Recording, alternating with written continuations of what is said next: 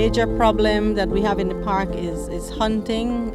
Hunters would go in there to shoot deer and also to take the yellow-headed parrot that's used as a pet in many homes. So our rangers do that monitoring and surveillance on a constant basis, both day and night in the park. Portland did a song many years ago, way back in the 50s or 60s, by the name PG Gal.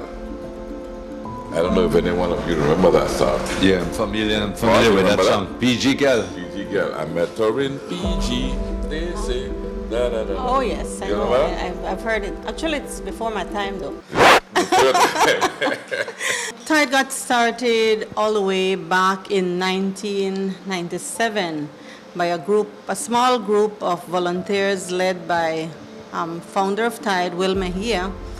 People saw that there was poaching of manatee just outside of Punta Gorda along the coast all the way to Monkey River, and were very concerned because in Belize, you know, we don't eat manatee. No, we don't. Yet manatee was poached in this area. So people, particularly from the coastal communities, got together with the small group and Will and advocated for a marine reserve. And so in the year 2000, we got the Port Honduras Marine Reserve declared. And as a result of that, today we can proudly say that as a result of managing that reserve, along with the Fisheries Department, of course, we are now seeing, a large school of manatees. We're seeing dolphins. I believe that fishers are benefiting from a variety of seafood. It's not, I think we can do a whole lot better if we continue to manage, but we can say that people are benefiting from the marine reserve. And I can imagine if there was no marine reserve, what it would be like here. I mean, we don't have to go very far away. We go right across to Guatemala and to Honduras, and we notice that there's very little. So I'm proud that Tide, along with its stakeholders, staff, Fisheries Department, have decided to manage the Port Honduras Marine Reserve.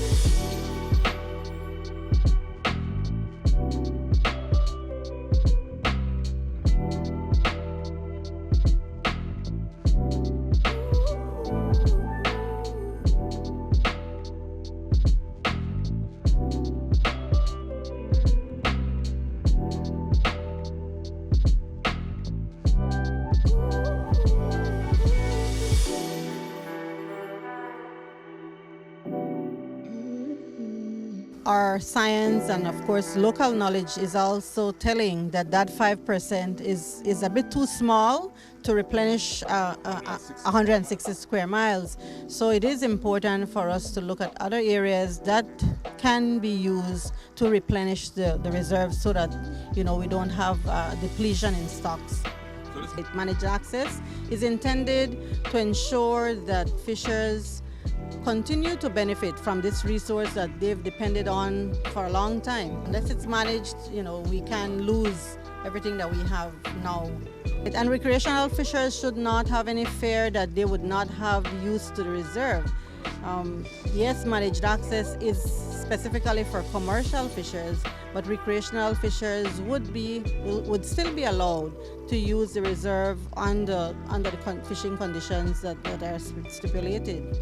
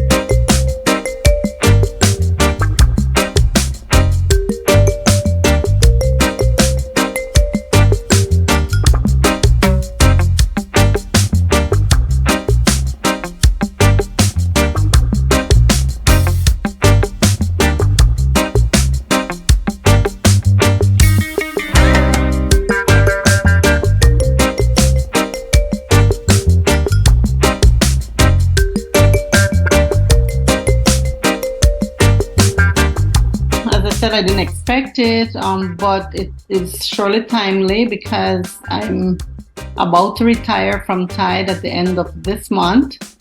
And so it kind of puts closure to my formal work in the conservation community. So, yes. And sort of, if you can, in your own words, encapsulate for me what that work has meant to you, doing a lot of the heavy lifting, if you will, in terms of advocating and promoting environmental and conservation causes and implementing programs to that end. So it really has given me an opportunity at the leadership level to help to manage our natural resources. We know that day by day our natural resources are being depleted, and so it gave me an opportunity to manage our natural resources, to enhance our national security in a community like Punta Gorda in the Toledo district that we know is not very far away from our neighboring countries that also look forward to sharing our resources, our marine resources in particular. So I had the opportunity to help to manage, along of course with a very committed team at Tide, to manage our resources for the benefit of Belizeans. So that was a great task, challenging at times, but also comforting to know that we were able to do that. It also gave me an opportunity for the organization to invest in community development. We've done numerous projects and activities that engage children, youth, women, and fisher folks. And so I always look forward particularly to our community development projects and activities, to our scholarship programs for children of our resource users, and numerous life skills trainings that were done over the years. So it's really given me an opportunity for the organization to invest in the communities, particularly our buffering communities to the protected areas that we manage.